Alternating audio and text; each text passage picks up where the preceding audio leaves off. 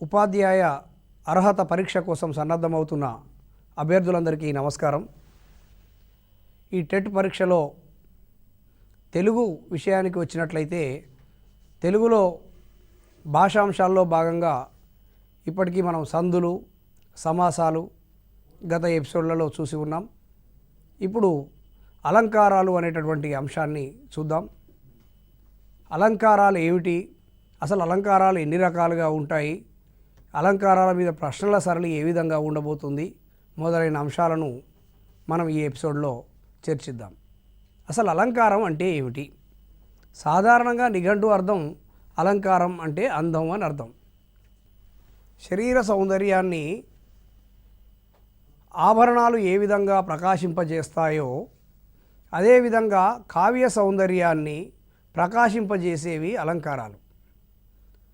అంటే మనిషికి ఒక బాహ్య సౌందర్యం కోసం లేపనాలు, ఆభరణాలు ఏ విధంగా అయితే ఒక అందాన్ని ఇస్తాయో భాషకు కూడా అట్లాంటి అందాన్ని ఇచ్చేవి అలంకారాలు అని చెప్పవచ్చు.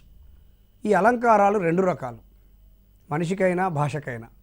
ఎందుకంటే మనిషికైనా బాహ్య సౌందర్యాన్ని ఇచ్చేవి అలంకారాలు, లేపనాలు, ఆభరణాలు ఇత్యాదివి. అదే మనిషి యొక్క అంతఃసౌందర్యాన్ని ప్రదర్శింపజేసేది మనిషి మాట, ప్రవర్తన, తీరు. ఇది కూడా ఒక అలంకారమే. భాషకు కూడా అంతే. బాహ్య సౌందర్యాన్ని ప్రతిఫలించే అలంకారాలు ఉంటాయి, అంతఃసౌందర్యాన్ని ప్రతిబింబింపజేసే అలంకారాలు ఉంటాయి. వీటినే మనం శబ్దాలంకారాలు, అర్ధాలంకారాలు అని రెండు రకాలుగా విభజించుకోవచ్చు. శబ్దాలంకారాల విషయానికి వచ్చినట్లయితే ఒక శబ్దం యొక్క కూర్పు వలన సౌందర్యాన్ని కలిగించేవి శబ్దాలంకారాలు. అంటే ఇవి బాహ్య సౌందర్యాన్ని ప్రతిబింబింపజేస్తాయి.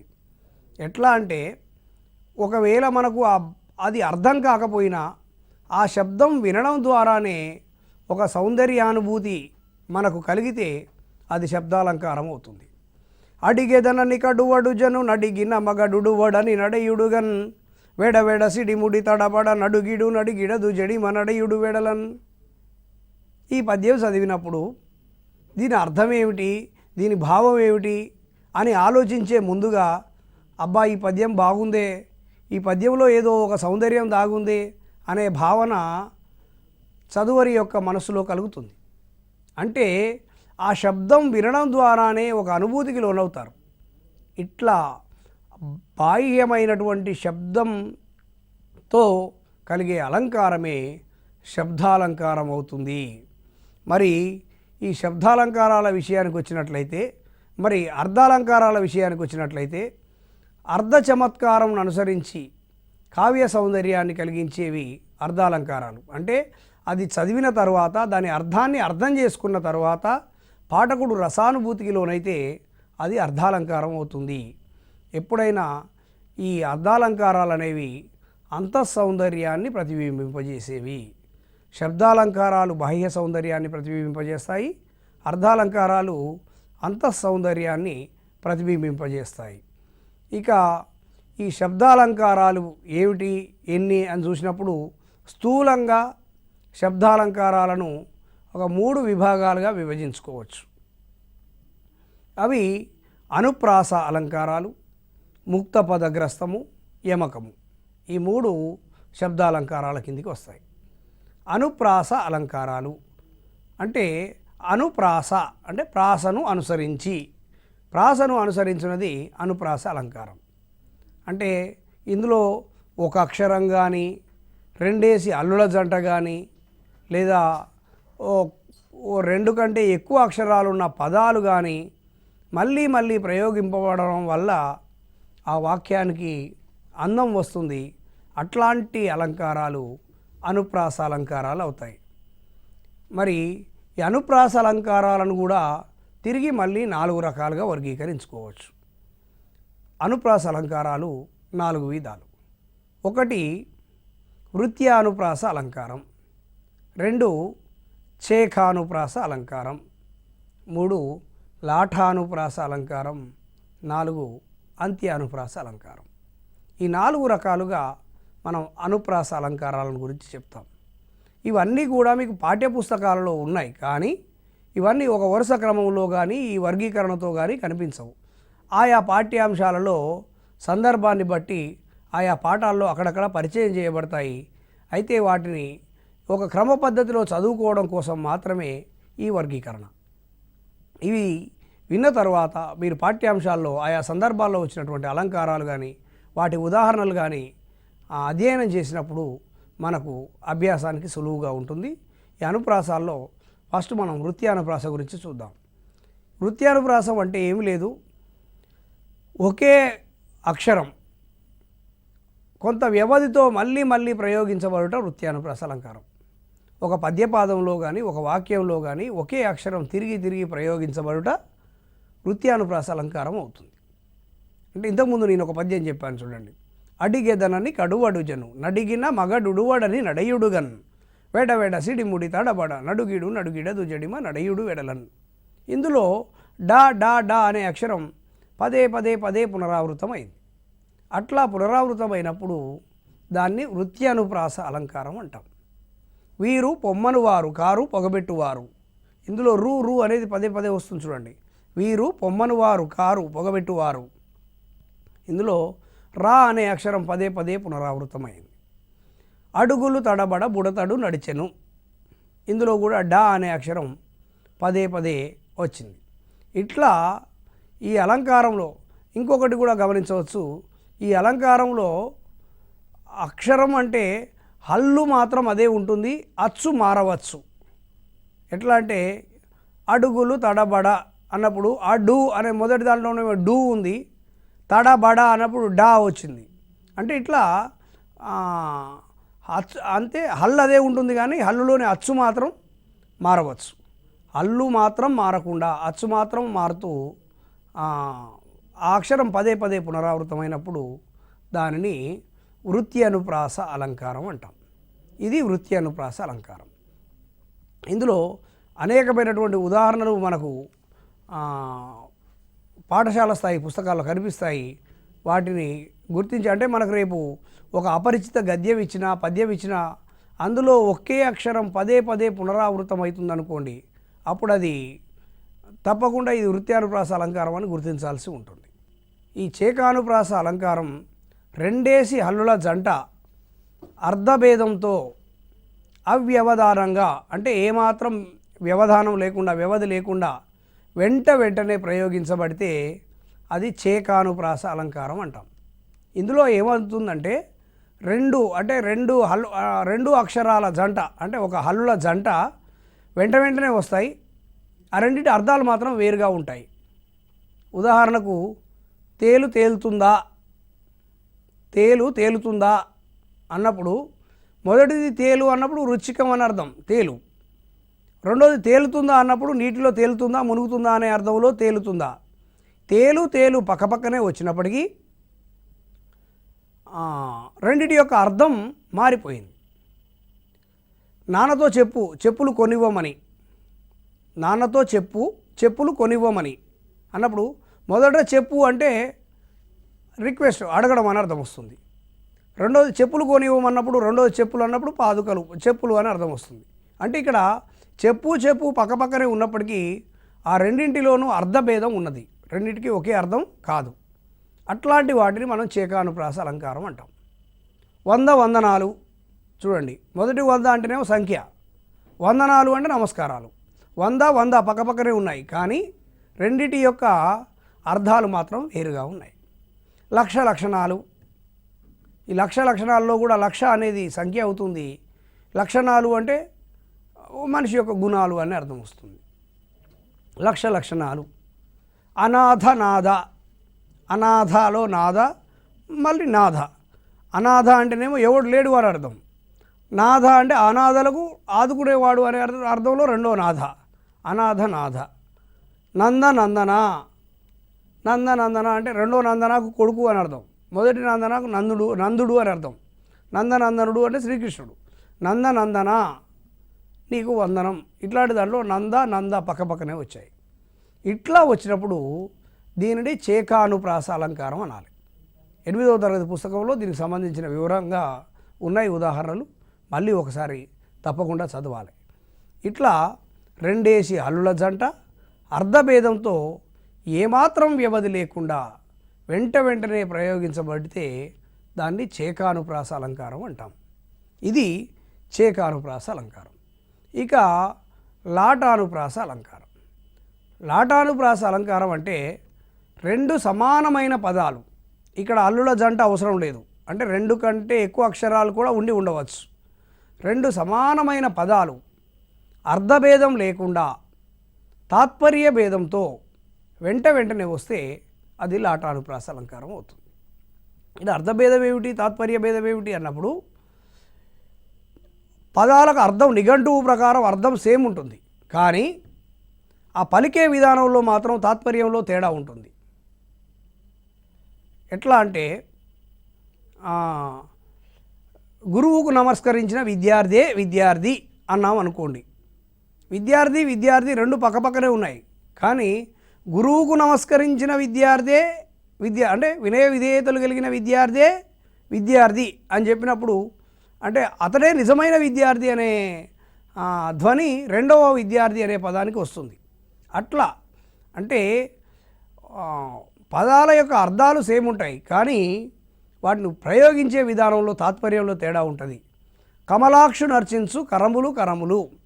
కమలాక్షుడు అంటే శ్రీ మహావిష్ణువు. శ్రీ మహావిష్ణువును పూజించే చేతులు అనే అర్థం. ఇక్కడ కరములు రెండింటికి నిఘంటువు ప్రకారం ఒకటే అర్థం, రెండు కూడా చేతులు అనే అర్థమే, కానీ వాటిని ప్రయోగించిన విధానంలో అవి మాత్రమే నిజమైన చేతులు అని రెండవ కరములు అనే పదానికి తాత్పర్యం ధ్వనిస్తుంది.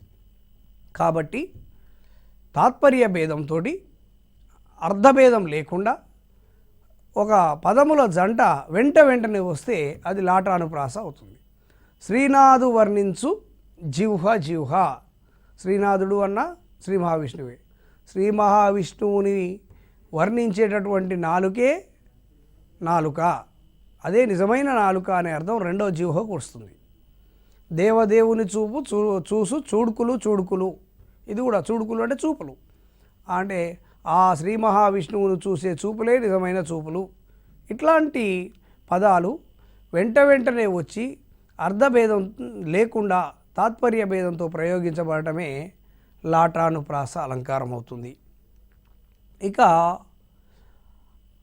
అనుప్రాస అలంకారాలలో చివరగా అంత్య అనుప్రాస అలంకారం. ఇది సాధారణంగా పిల్లలు పాఠశాల స్థాయిలో కవిత్వం రాయమన్నప్పుడు ఈ అలంకారాన్ని ఎక్కువగా ఎంచుకుంటారు, ఎందుకంటే అది వాళ్ళకి ఆసక్తికరంగా ఉంటుంది. ఎట్లా అంటే ఆ పాదం చివర లేదా వాక్యం చివర ఒకే అక్షరం వచ్చినప్పుడు ఈ అనుప్రాస అలంకారం ధ్వనిస్తుంది. మొదటి పాదం నందలి చివరి అక్షరం ఏదైతే ఉంటుందో అదే అక్షరం మిగిలిన పాదాల యందు కూడా చివరి అక్షరంగా ఉండుటే అంత్యానుప్రాస అలంకారం అంటాం. ఇది మా బడి, అక్షరాల గుడి, సరస్వతి చల్లని ఒడి, పోదాం పదరా వడివడి, అది నేర్పును మంచి నడవడి. గమనించండి ఈ కవిత. ఇది మన బడి, చివరికి డి ఉంది. అక్షరాల గుడి, ఇది అక్షరాల గుడి, బడి గుడి, ఇది ప్రాస, డి. సరస్వతి చల్లని ఒడి, ఈ ఒడి అనే దాంట్లో కూడా డి. పోదాం పదరా వడి, వేగంగా అని అర్థం. వడి డి. అది నేర్పును మంచి నడవడి, అది మనకు మంచి ప్రవర్తనను నేర్పిస్తుంది, డి. అంటే ఈ 5 పాదాల్లోనూ చివరి అక్షరం ఒకటే డి ఉన్నది. ఇట్లా ఉంటే అది అంత్యానుప్రాస అలంకారం అవుతుంది. ఏదిరా లక్ష్మణ సీత, పర్ణశాలలో లేదెందు చేత, సీత చేత, తా అనేది చివరికి వచ్చింది. ఇట్లా వస్తే అది అంత్యానుప్రాస అలంకారం అవుతుంది. అశోకవనమున సీత విలపించెను శోకము చేత, అశోకవనమున సీత విలపించెను శోకము చేత, ఇట్లా సీత చేత, ఇట్లా చివరలో ప్రాస ధ్వనిస్తే దాన్ని అంత్యానుప్రాస అలంకారం అంటాం. ఇవి అనుప్రాస అలంకారాలు. ఇవిగాక శబ్దాలంకారాల్లో యమకము, ముక్త పదగ్రస్తం అని 2 అలంకారాలు ఉంటాయి. ముక్త పదగ్రస్తం చూద్దాం. ఈ ముక్త పదగ్రస్తము అంటే ఏమి లేదు, ముక్త పదగ్రస్తం. ముక్తం అంటే ముగింపు, పదం ముగించిన పదాన్ని గ్రస్తం అంటే గ్రహించడం. అంటే మొదటి పాదం చివరలో ఏ పదం అయితే ముగుస్తుందో అదే పాదాన్ని మళ్ళీ రెండవ పాదం మొదట్లో వస్తే అది ముక్త పదగ్రస్తం అవుతుంది. గ్రామాల్లో ఈ జానపదులు పాడుకునే పాటల్లో ఈ ముక్త పదగ్రస్తాలు ఎక్కువగా కనిపిస్తాయి. చివరికి ఏ పదం అంటారో మళ్ళీ రెండో పాదం మొదట్లో అదే పదాన్ని వాళ్ళు ఎత్తుకుంటారు. అది ముక్త పదగ్రస్తం అవుతుంది. ఇడ సుదతి నూతన మదన ఇదొక పాదం.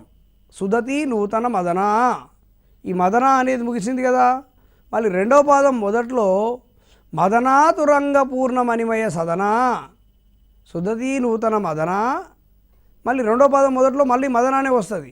మదనాతురంగ పూర్ణమణిమయ సదన, మళ్ళీ రెండో పాదం చివరిలో సదన వచ్చింది కదా, మళ్ళీ అదే మళ్ళీ మొదటి పాదంలో సదనామయ గజరదన, మళ్ళీ కూడా సదనానే వస్తుంది. ఇట్లా ఒక పాదంలో విడిచిన పదం, చివర విడిచిన పదం రెండవ పాదాదిగా వస్తే అది ముక్త పదగ్రస్త అలంకారం అవుతుంది. ఇంతెందుకండి, మన ఊర్లలో పిల్లలు కాముని పూర్ణం సందర్భంలో కోలలతో కోలాటం ఆడుతూ ఉంటారు. ఆ సందర్భంలో పిల్లలు పాడుకునే ఒక పాట ఉంటుంది. రింగు రింగు బిల్ల రూపాయి దండ, దండ దండగాదురో దామర మొగ్గ, మొగ్గ మళ్ళీ మొగ్గ మొదలుకు వస్తుంది. మొగ్గ గాదురో మొదుగు నీడ, మళ్ళీ నీడ మొదలుకు వస్తుంది. నీడ గాదురో నీ మలబావి, ఇలా సాగుతుంది పాట అంతా. ఈ పాట మొత్తంలో కూడా ముక్త పదగ్రస్త అలంకారం అందంగా కనిపిస్తూ ఉంటుంది. ఇప్పుడు అర్థమైంది కదా, ముక్త పదగ్రస్త అలంకారం అంటే ఒక పాదం చివర విడిచిన పదం రెండవ పాదాదిగా వస్తే దాన్ని ముక్త పదగ్రస్తం అని అంటాం. ఇక యమకం, శబ్దాలంకారాల్లో చివరి అలంకారం యమకం. ఈ యమకం అంటే ఏమీ లేదు, చేకానుప్రాస యమకం కన్ఫ్యూజ్ అయ్యే అవకాశం ఉంటుంది. ఇందులో కూడా అర్ధభేదంతోనే పదాలు తిరిగి తిరిగి వస్తాయి. చేకానుప్రాసంలోనేమో కేవలం హల్లుల జంట, అంటే రెండు అక్షరాలు మాత్రమే పక్కపక్కనే వస్తాయి, అర్ధభేదంతో వస్తాయి.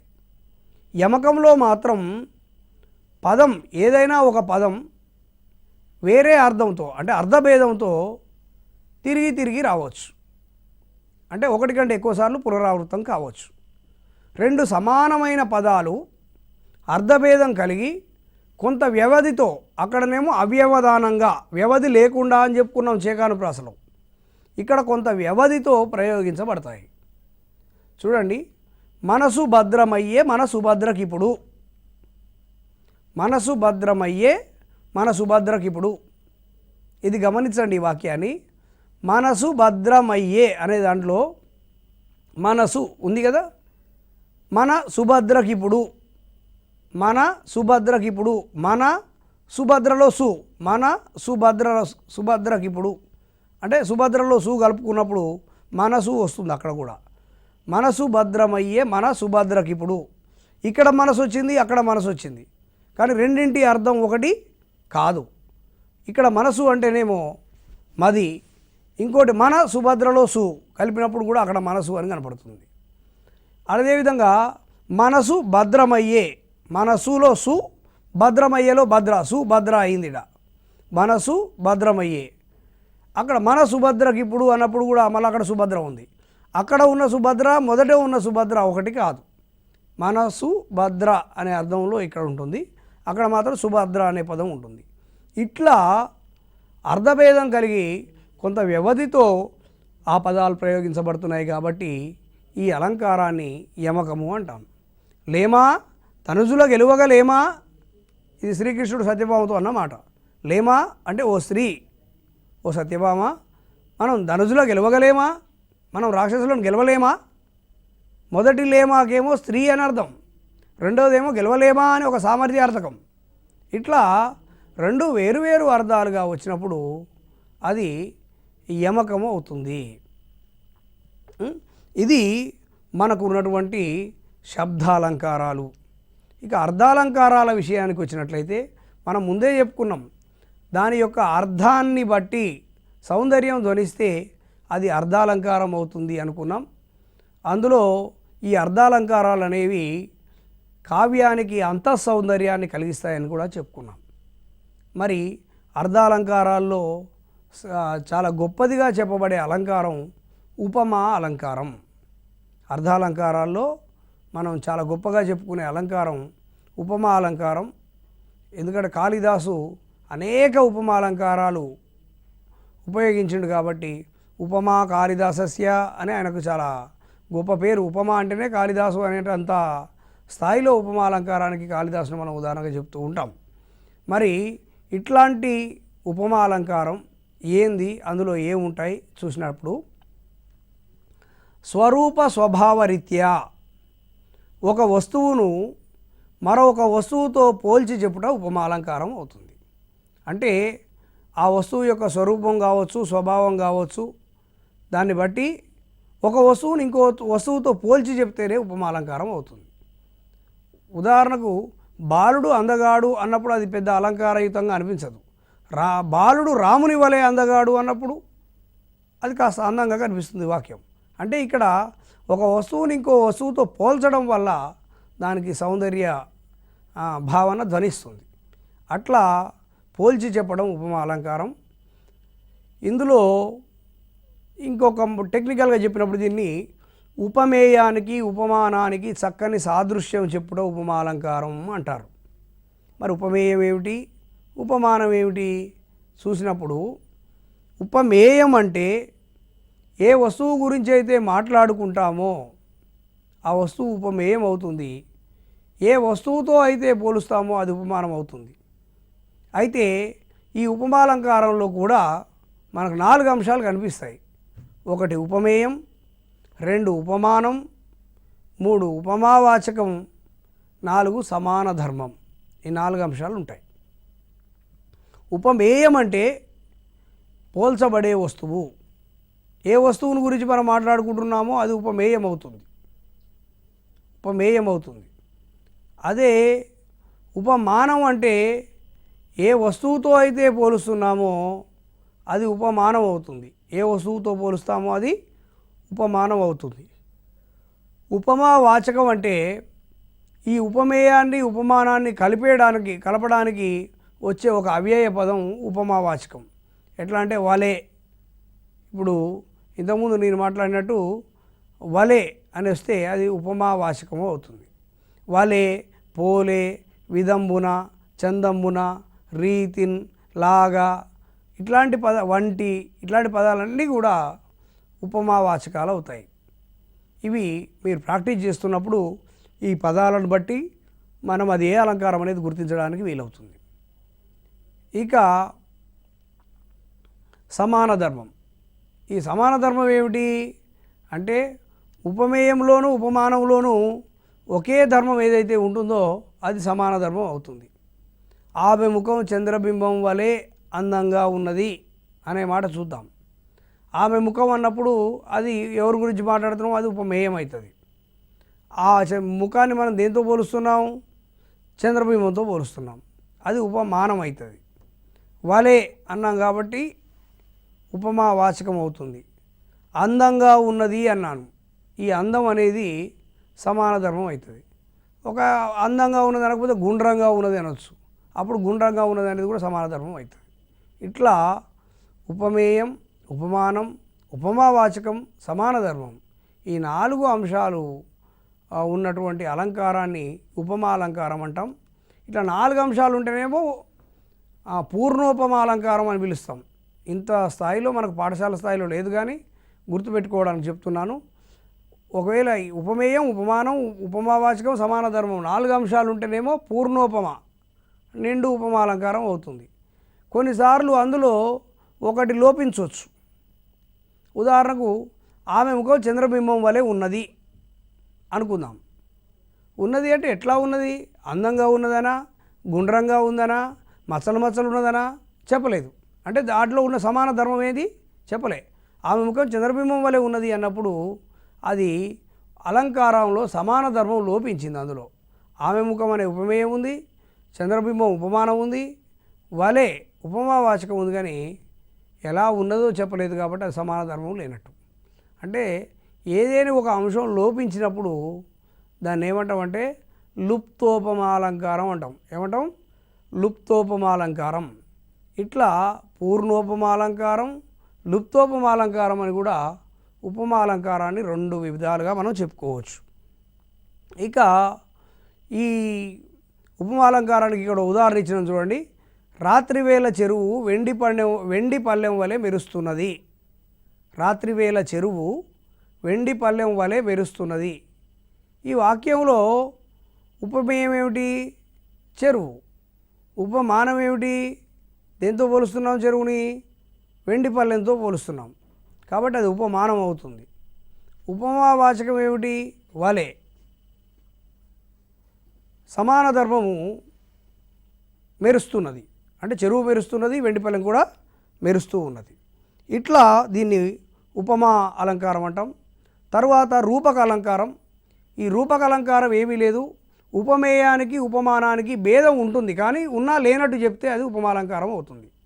స్వరూప స్వభావరీత్యా ఉపమేయాన్ని ఉపమానంగా ఆరోపించి చెప్తే రూపక అలంకారం అవుతుంది. ఇది భేదం ఉన్నట్టు లేనట్టు చెప్పడం. ఎట్లా అంటే సంసార సాగరం ఈదడం కష్టం. ఇక్కడ సంసారం సాగరం, సంసారం అనేది ఉపమేయం, సాగరం అనేది ఉపమానం. ఈ రెండింటి మధ్య తేడా లేనట్టు సంసారం సాగరం ఒకటే అని చెప్పబడింది కాబట్టి ఇది రూపక అలంకారం అవుతుంది. నగరారణ్యంలో మనిషి ఒంటరి జీవి. నగర అరణ్యం, నగరం అరణ్యం ఒకటిగా చెప్పబడింది కాబట్టి ఇది ఉపమాలంకారం అవుతుంది. ఇట్లాంటి ఉపమాలంకారాలు కూడా మనకు పాఠశాల స్థాయి పుస్తకాల్లో ఉన్నాయి, ఒకసారి గమనించాలి. తర్వాత ఉత్ప్రేక్ష అలంకారం. ఉపమేయాన్ని ఉపమానంగా ఊహించి చెప్తే ఉత్ప్రేక్ష. ఇది చాలా తేలిక. అంటే ఆడ కనిపించే వస్తువు ఒకటి ఉంటుంది, దాన్ని మరో రకంగా ఊహించుకుంటాం. ఆ వస్తున్న ఏనుగు నల్లని కొండ అన్నట్లున్నది, శరద్రాత్రులలో వెన్నెల పాలవెల్లియో అన్నట్లున్నది. అట్లా ఊహించుకుంటాం. ఊహించుకుంటే అది ఉత్ప్రేక్ష. ఉత్ప్రేక్ష అనగా ఊహ అని అర్థం. ఇది ఒకటి గుర్తుపెట్టుకోవాలి. తర్వాత అర్ధాంతర న్యాస అలంకారం. ఇందులో సామాన్య వాక్యం, విశేష వాక్యం, రెండు వాక్యాలు ఉంటాయి.